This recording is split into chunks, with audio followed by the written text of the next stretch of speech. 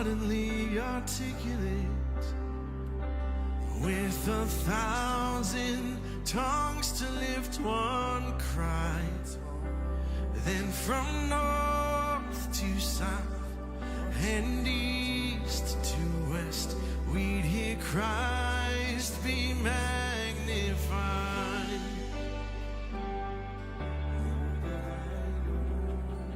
And were the whole earth echoing his imminence, his name would burst from sea and sky.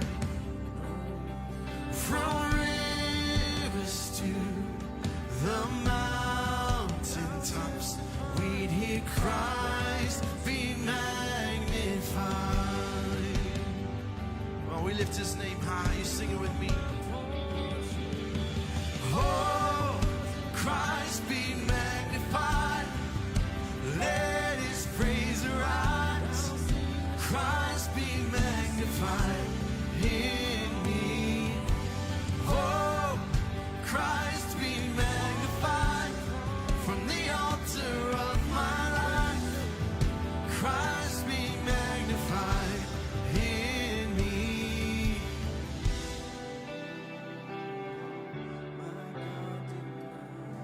When every creature finds its inmost melody, and every human heart its native cry, oh, then in word enraptured hymn of praise we'll sing Christ be magnified. Oh, be lifted high in me. Oh, Christ be magnified. Let his praise arise. Christ be magnified in me. Oh, Christ be magnified from the altar of my life. Christ be magnified in me.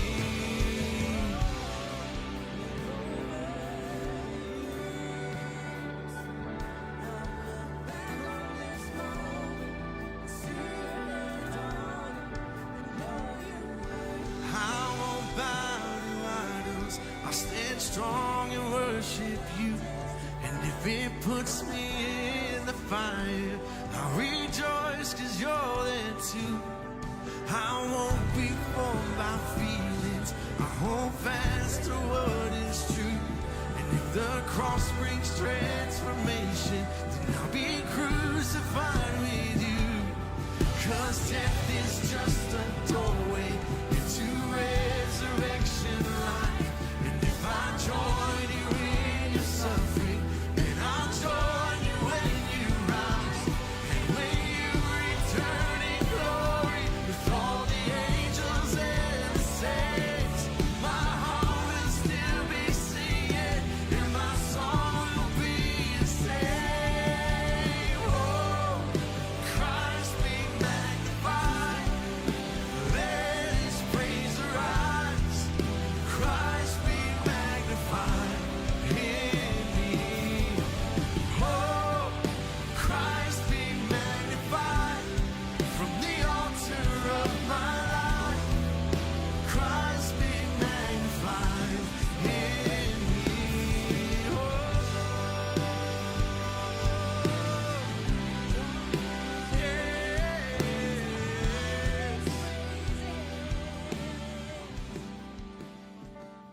So sing hallelujah to the Rock of Ages. All that is left is highest praises. So sing hallelujah to the Rock of Ages. Oh, your mercy never fails me. All my days I've been held in your hand. Well, good evening, Lufkin Central and online worship community. Jason Hollinger, the campus and community minister here. And tonight, for our time and our evening devotional, we're going to look at a Bible project video. It's the overview of Chronicles. We're going to get into that right after this time in worship.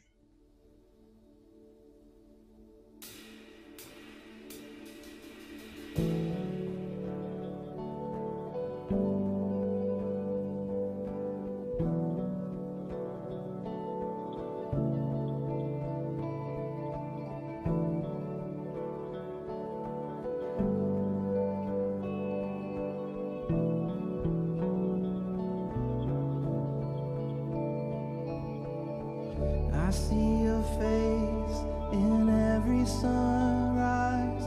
The colors of the morning are inside your eyes. The world awakens in the light of the day.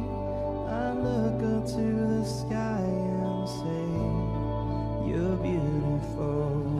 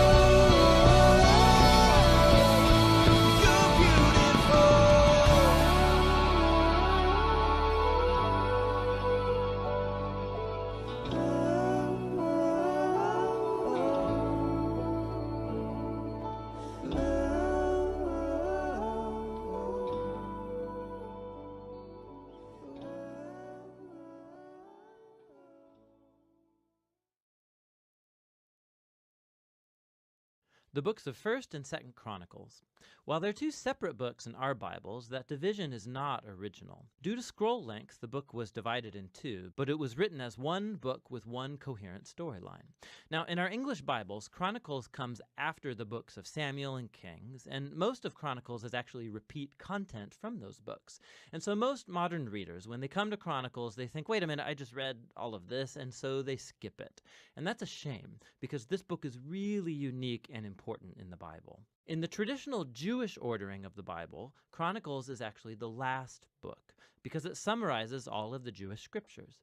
The first word in the book is Adam, the first character at the beginning of the story, and then the last paragraph announces the return of Israel from exile. Now, we don't know who wrote this book, but we can tell from details within it, it was produced by somebody who lived a couple hundred years after the Israelites returned from the Babylonian exile. Now, for this author, Jerusalem and the temple were rebuilt some time ago, and as we learned from Ezra and Nehemiah, things were not going well. The great prophetic hope was that the city and the temple would be rebuilt, that God would come to live among his people, the Messianic king would come, and all the nations would come live under his peaceful rule, and none of that has happened. And so the author of Chronicles has reshaped these stories of David and Solomon and the kings of the past in order to provide a message of hope for the future. And we'll see that he's designed this book to emphasize two clear themes. First, the hope of the coming Messianic king, and second, the hope for a new temple. Let's just dive in and you'll see these themes all over the book. First Chronicles begins with 9 chapters of genealogies, long lists of names. And you'll read these and think that this is kind of boring, and that may be true for you, but actually they're very, very important. The author is summarizing here the whole storyline of the Old Testament by naming all of the key characters in the stories. And as he does so, he shapes the genealogies to emphasize 2 key lineages. First is the line of the promised Messianic king. So lots of space is dedicated to tracing the line of Judah that led all the way to King David, to whom the Messianic promise was given.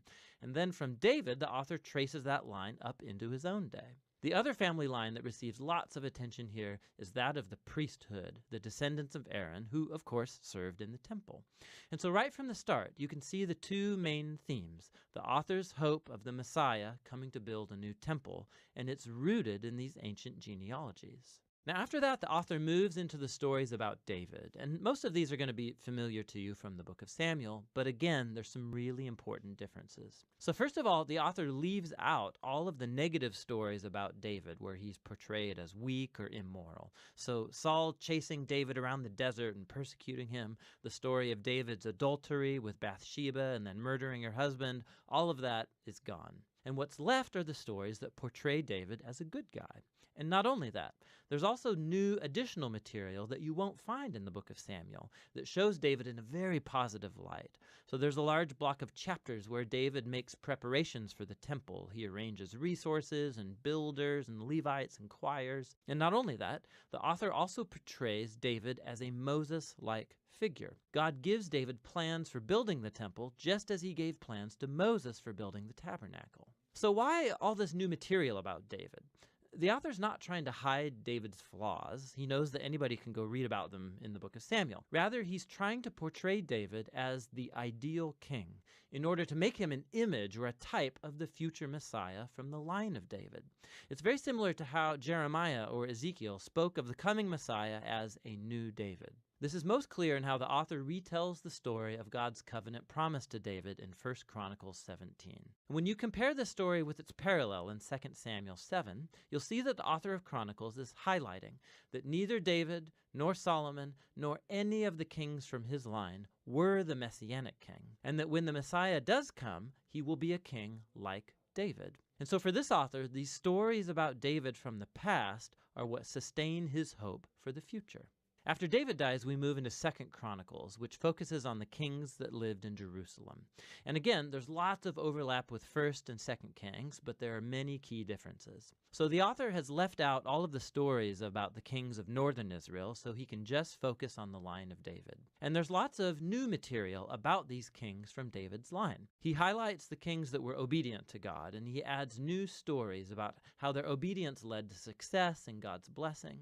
But he also adds new stories about kings who were unfaithful to God. They didn't follow the Torah, they led Israel to worship idols, and these kings face horrible consequences, all leading up to Israel's exile, a mess of their own making. And so this whole section becomes a series of character studies where the author wants later generations of Israelites to learn from their family history, and so become faithful to their God and the Torah. Now, the book's conclusion is really unique too.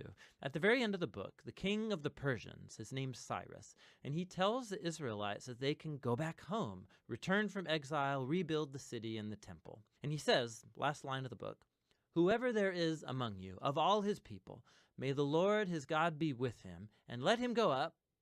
And that's how the book ends, with an incomplete sentence. Now, of course, the author knows about the first return from exile and the stories of Ezra and Nehemiah, but clearly in his view, the prophetic hopes of Israel were not fulfilled in those events.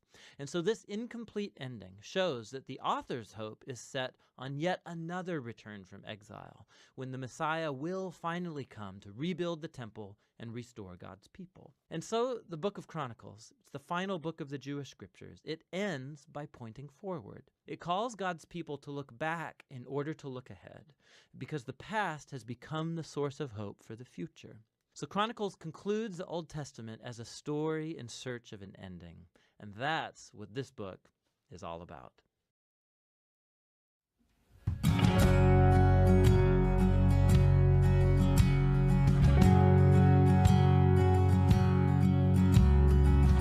Who am I that the highest king would welcome me? I was lost, but he brought me in. Oh, his love for me. Oh, his love for me. Who the Son sets free, oh, is free indeed. I'm a child of God, yes I am. Free at last, he has ransomed me, his grace runs deep. While I was a slave to sin, Jesus died for me. Yes, he died for me. Who the Son sets free, oh, is free indeed. I'm a child of God, yes I am. In my Father's house, there's a place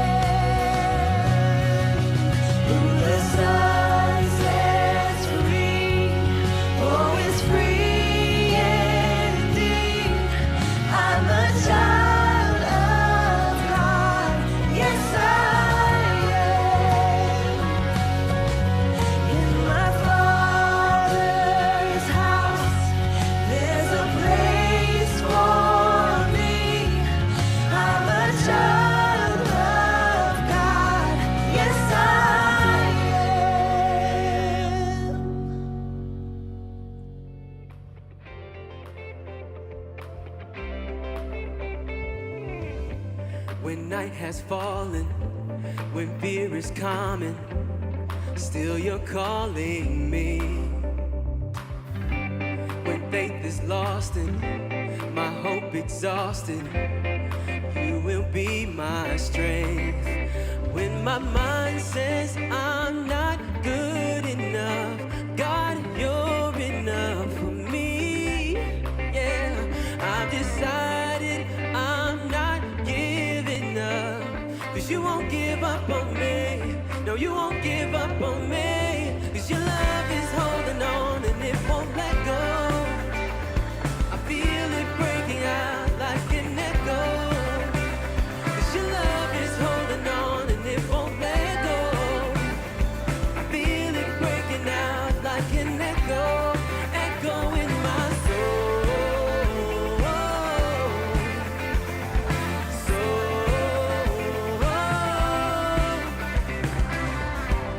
In every season, you keep repeating promises to me.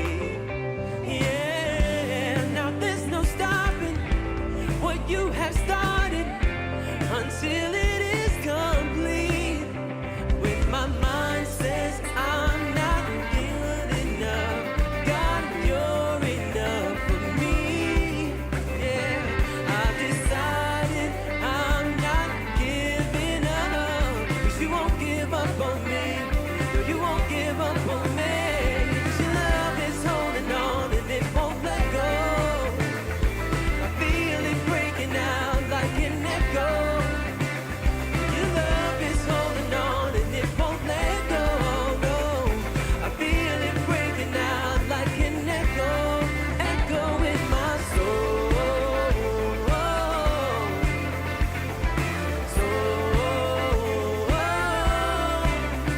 In my soul.